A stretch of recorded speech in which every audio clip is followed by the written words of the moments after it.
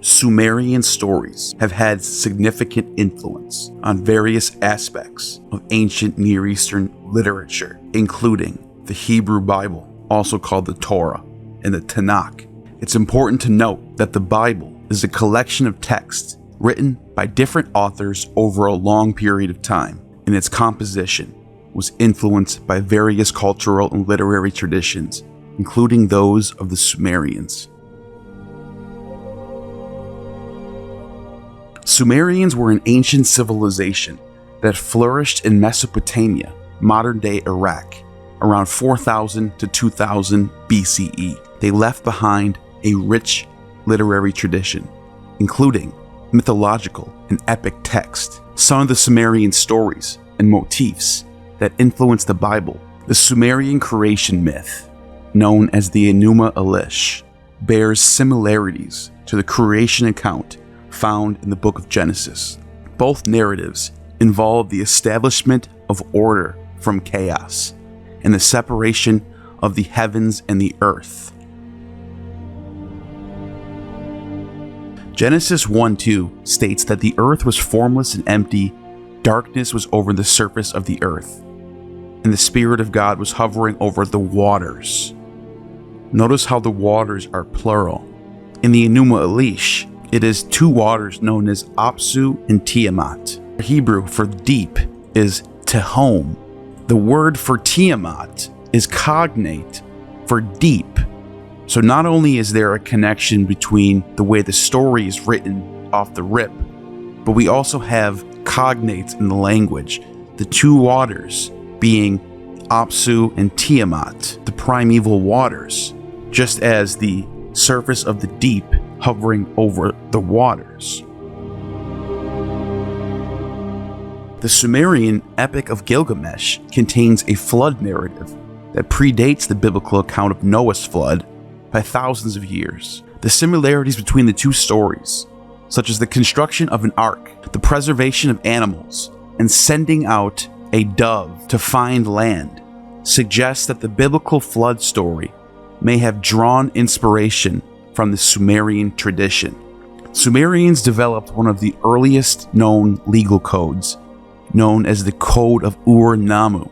This influenced subsequent legal codes of the ancient Near East, including the biblical laws found in the books of Exodus, Leviticus, and Deuteronomy.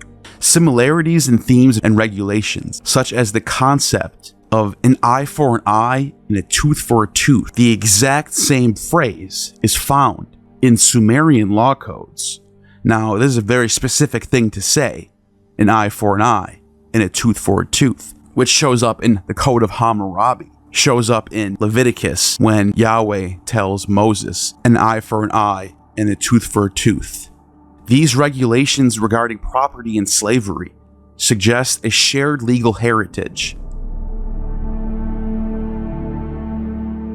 The biblical book of Proverbs bears similarities to Sumerian wisdom literature, such as the instructions of Shuruppak, just like the instructions of Amun-Ope, which I'll get to later. Both of these texts offer moral and practical advice on various aspects of life. Hebrew authors and editors transformed and adapted these Sumerian stories to fit the religious and cultural context. The influence of the Sumerian literature is evident in the themes, motifs, and narrative structures found in the Hebrew Bible. This influence is a part of a broader cultural exchange and continuity in the ancient Near East.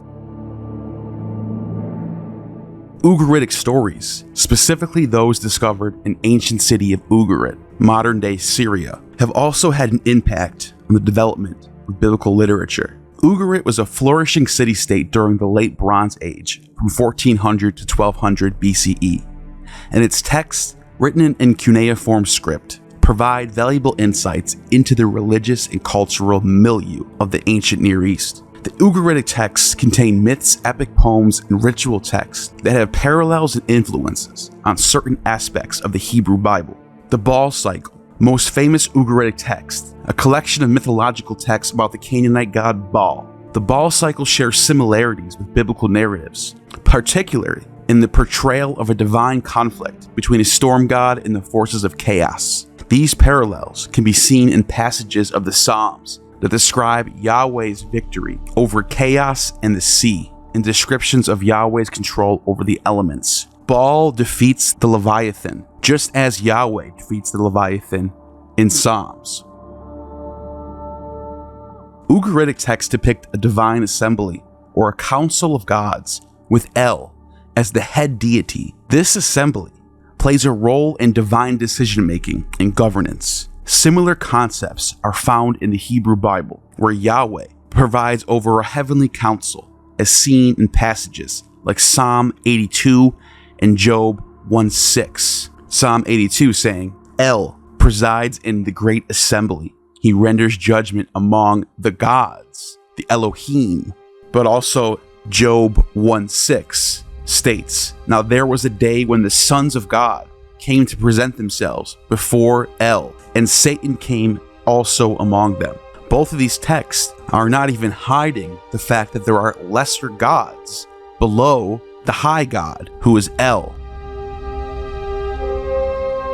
Ritual and liturgical texts contain descriptions of religious rituals and liturgies performed in honor of various Ugaritic deities. These texts offer insights into the religious practices and beliefs of the ancient Near East. Some scholars suggest the elements of the Ugaritic rituals may have influenced certain aspects of Israelite worship, such as the structure and content of Psalms and other poetic texts. The Ugaritic language, closely related to Hebrew, provides linguistic and lexical parallels that shed light on certain biblical terms and expressions. The study of Ugaritic has helped scholars better understand and interpret Hebrew words and phrases found in the Bible. Egyptian stories and cultural influence are evident in various aspects of the Hebrew Bible. Egypt, a powerful and influential civilization in the Near East, had significant impact on the development of Israelite culture and religious beliefs. The story of the Exodus, which describes the liberation of the Israelites from slavery in Egypt, is one of the central narratives in the Bible. The biblical account shares the same thematic elements and motifs with the Egyptian literature, such as the idea of the divine deliverer and confrontation between a powerful ruler and figure chosen by God. While the Exodus story primarily reflects Israelite perspectives, it is likely that the historical experience of the Hyksos leaving Egypt may have influenced this narrative. Some Judeo-Christian scholars try to link these as the same event. However, this is not likely considering the dates are separated by several centuries. Within the Hyksos period, we don't see a Moses or a Joshua or Aaron. And the Exodus story is likely a legend because even the Pharaoh is not named. If this was a real story, the Pharaoh should just be named, and scholars would be able to point to these events because we have so much data on every single Pharaoh. We'd be able to know which of these pharaohs lines up with this story. The assumption that this was Pharaoh Ramses is not likely, due to the fact that Ramses conquers Canaan, and in the text of the biblical story, he fails to catch up to the Israelites, which is the opposite of what happens with Ramses. In fact, after Ramses, the land of Canaan was under Egyptian occupation for another 200 years, which would not make any sense if Moses and the Israelites were setting up the covenant during this time under Egyptian occupation. The biblical book of Proverbs contains wisdom sayings and teachings that are similar to those found in ancient Egyptian wisdom literature, such as the instructions of Amen-Ope. In fact, some of the manuscripts from the Septuagint actually still have Amen-Ope in the text. Both traditions emphasize ethical conduct, practical advice for daily life, and the pursuit of wisdom.